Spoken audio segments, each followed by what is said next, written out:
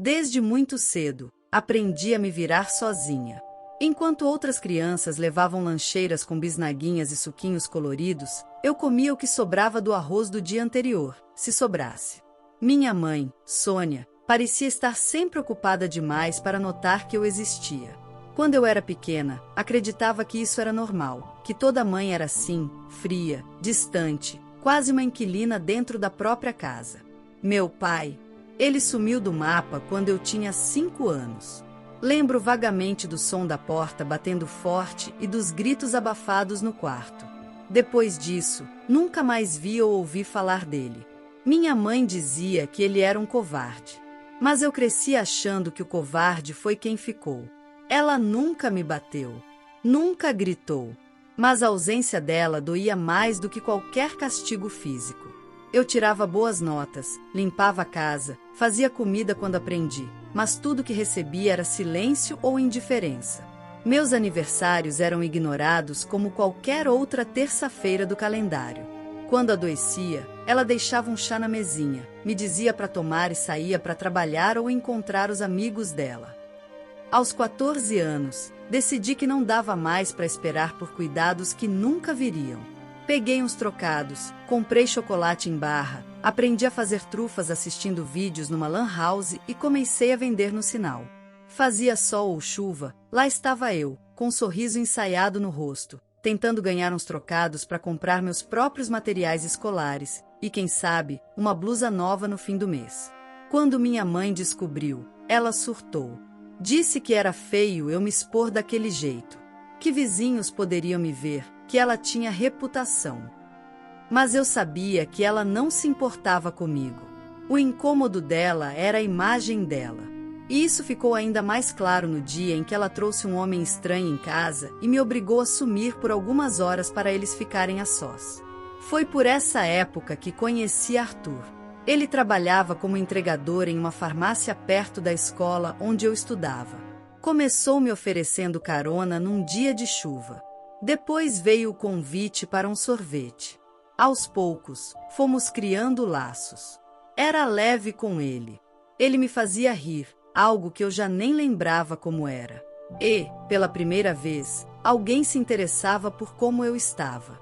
Nos tornamos namorados quase sem perceber. Eu tinha 16 e ele 18. Quando contei para minha mãe, ela apenas balançou a cabeça e disse: "Mais um para se decepcionar contigo." Essas palavras doeram mais do que qualquer bofetada. E foi ali que percebi que, para ela, eu era apenas uma responsabilidade da qual ela não conseguia se livrar ainda. Arthur percebeu que algo estava errado. Me perguntava sobre minha casa, minha rotina, meu jeito retraído. Um dia, sem conseguir segurar, desabei nos braços dele e contei tudo. E foi aí que ele decidiu me levar até a casa dele e me apresentar à sua mãe, Dona Ângela. Dona Ângela era o oposto da minha mãe.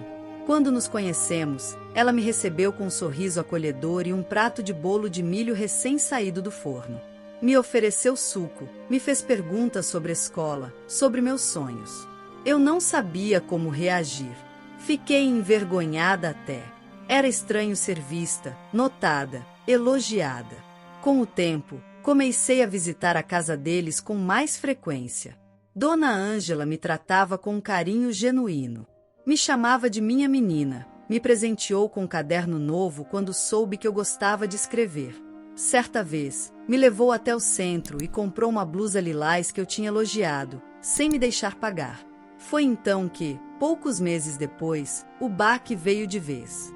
Cheguei em casa da escola e encontrei as malas da minha mãe na sala. Ela estava arrumada, com maquiagem, salto e uma mala de rodinhas ao lado da porta. "Tô indo embora", ela disse, como se estivesse avisando que ia na padaria. "Indo para onde?" perguntei, sem entender. "Morar com o Celso. Ele tem um apartamento em outra cidade. Essa casa vai ser vendida. Te vira. Você já tem quase 18.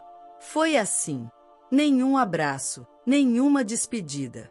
Ela me deixou sozinha, como se eu fosse apenas mais um móvel velho da casa. Fiquei paralisada por um tempo, sentada no chão da sala. Meus olhos queimavam, mas nada saía. Era como se eu tivesse sido desativada. Arthur foi o primeiro que soube.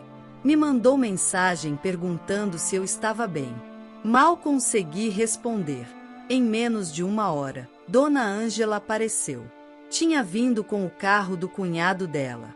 Ela entrou sem pedir permissão, se ajoelhou no chão, me puxou para perto e me envolveu num abraço como eu nunca tinha recebido. E disse, com a voz embargada: "Você agora é minha filha. E filha minha não dorme sozinha chorando num canto." Naquele momento, a palavra filha preencheu um vazio que eu nem sabia que ainda existia. Me entreguei naquele abraço como quem volta para casa depois de anos perdido. E a partir daquele dia, Dona Ângela não foi só a mãe do meu namorado. Ela foi a primeira mulher a me olhar com verdadeiro amor. E mal sabia eu que isso era só o começo do que ela faria por mim. Dizem que o amor cura, mas ninguém fala o quanto ele pode doer no início. Logo nos primeiros dias vivendo na casa de Dona Ângela, meu coração parecia dividido entre 2 mundos. O que eu conhecia, feito de rejeição, frieza, abandono, e o que eu começava a experimentar, cuidado, gentileza, amor genuíno. Era assustador sentir tanto acolhimento. Às vezes, até machucava mais do que os gritos da minha mãe. Eu acordava antes de todo mundo, limpava o que já estava limpo, arrumava minha cama com perfeição e ficava esperando alguma bronca, algum olhar de impaciência. Mas nada disso acontecia. Dona Ângela me oferecia café da manhã com pão fresquinho e suco feito na hora. Ela perguntava se eu tinha dormido bem e prestava atenção nas minhas respostas. Uma tarde, ela me viu limpando o banheiro pela 3ª vez no mesmo dia e me chamou com firmeza. "Filha, vem cá. Isso aqui não é pensão. É sua casa. Você não precisa provar nada para ninguém." Aquela palavra, filha, ainda causava um nó na minha garganta. Era como ouvir uma língua que eu entendia, mas que nunca tinha sido falada para mim. E por mais que eu quisesse acreditar, uma parte de mim resistia. Porque quando você passa a vida sendo descartável, qualquer sinal de afeto parece temporário demais para confiar. Arthur também começou a me tratar de forma diferente. Ele me chamava para assistir filmes com ele e Dona Ângela à noite, me incluía nas conversas e fazia questão de me ouvir. Era como se, ali dentro daquela casa, eu estivesse sendo vista pela primeira vez. Não como um fardo, mas como alguém que realmente tinha valor. Certa noite, depois de um jantar gostoso que Dona Ângela preparou, nos sentamos todos na varanda. Arthur comentou sobre a faculdade e perguntou: "Já pensou no que você quer ser? Porque talento você tem de sobra." Fiquei em silêncio. A verdade era que eu nunca tinha me permitido sonhar com o futuro. Sobrevivência era a única coisa que conhecia. Mas agora, aos poucos, a ideia de construir algo me começava a germinar, mesmo que ainda com medo. "Eu gosto de desenhar", confessei timidamente. Quando era pequena, rabiscava tudo o que via. Arthur sorriu e respondeu: "Então já sei o que vou te dar de presente no seu aniversário." E deu mesmo. Um estojo profissional com lápis, canetas, papéis especiais e uma prancheta. Nunca ninguém tinha me dado algo tão meu, algo que não era só útil, mas que dizia: "Eu te vejo. Eu acredito em você." Os dias passaram, e os muros que eu tinha construído ao redor do meu coração foram começando a ruir. Passei a dividir memórias com Dona Ângela, a contar episódios da minha infância que eu achava que jamais diria em voz alta. Ela ouvia tudo com paciência, segurando minha mão nos momentos mais difíceis. Ela nunca interrompia. Nunca tentava minimizar minha dor. Ela só escutava, e isso era mais poderoso que qualquer conselho. Teve um dia em que, depois de uma crise de ansiedade, me tranquei no banheiro e me sentei no chão frio, com as mãos nos ouvidos, tentando abafar o mundo. Dona Ângela bateu na porta com suavidade e disse: "Você não precisa passar por isso sozinha. Abre a porta, filha." A voz dela me atravessou. Abri a porta e me joguei nos braços dela como uma criança. Ela me abraçou ali mesmo, sem julgamentos. Choramos juntas, em silêncio. Naquele abraço, algo dentro de mim começou a mudar de forma. O vazio que antes gritava dentro de mim estava sendo preenchido, devagar, com amor. Comecei a ajudar nas tarefas da casa não por medo, mas por prazer. Me oferecia para cozinhar junto com ela, e ficávamos ali trocando receitas e risadas. Dona Ângela me ensinou a fazer um estrogonofe que viraria o preferido do Arthur. Ele dizia: se depender desse prato, você tá garantida aqui para sempre. Na escola, meus professores começaram a notar minha mudança. Eu já não ficava calada no fundo da sala. Participava, perguntava, tirava notas melhores. Até meus colegas passaram a me ver de outra forma. Pela primeira vez, alguém me elogiou por algo que não fosse ser esforçada. Disseram que eu era inteligente, criativa, que eu tinha futuro. Isso me assustou, mas me deu força também. Com o incentivo de Arthur, me inscreve no Enem. E com a ajuda de Dona Ângela, me organizei para estudar. Ela me dava espaço, silêncio, apoio. Às vezes, sentava ao meu lado só para fazer companhia. Às vezes, me esperava com chá quentinho e biscoitos caseiros quando eu voltava da aula. Era tudo simples, mas cheio de significado. O carinho dela me transformava. E essa transformação começou a transbordar. Na igreja, durante a festa de fim de ano, ela me apresentou como a filha que Deus me deu quando eu achei que já tinha feito tudo nessa vida. Aquilo me fez chorar na frente de todo mundo. Mas ninguém achou estranho. Todos sorriam e me abraçavam. Eu me senti pertencente. Foi nesse clima de recomeço que recebi o maior baque. Era uma manhã como qualquer outra. Estávamos colocando a mesa do café. O sol batia suave pela janela. O cheiro do pão torrado enchia a cozinha. A campainha tocou, e Dona Ângela foi atender. Quando voltou, trazia um envelope nas mãos e o rosto mais sério do que eu já tinha visto. É para você, filha, ela disse, entregando o envelope com mãos trêmulas. Peguei o envelope devagar. Quando li o nome da remetente, minhas pernas ficaram bambas. Era da minha mãe biológica. Senti um frio subir pelas costas. Me sentei sem dizer nada. Abri o envelope com cuidado. Dentro havia uma única folha. Preciso falar com você. Estou doente. Quero te ver. Me perdoa. Assinado, sua mãe. Dona Ângela sentou ao meu lado, preocupada. Você tá bem? Quer conversar? Engoli em seco. Meu peito estava apertado. Uma mistura de raiva, medo e uma pontinha de compaixão que eu não queria sentir. Ela quer me ver. Diz que está doente. Por um instante, o passado inteiro voltou como um furacão. A dor da rejeição, a solidão, a sensação de não ser boa o bastante. Mas junto disso, outra coisa crescia, a certeza de que eu não era mais aquela menina indefesa. Eu era filha de alguém que me amava de verdade. E isso mudava tudo. Aquela carta que recebi ficou em minhas mãos por longos minutos, depois por horas em minha mente, e por dias em meu coração.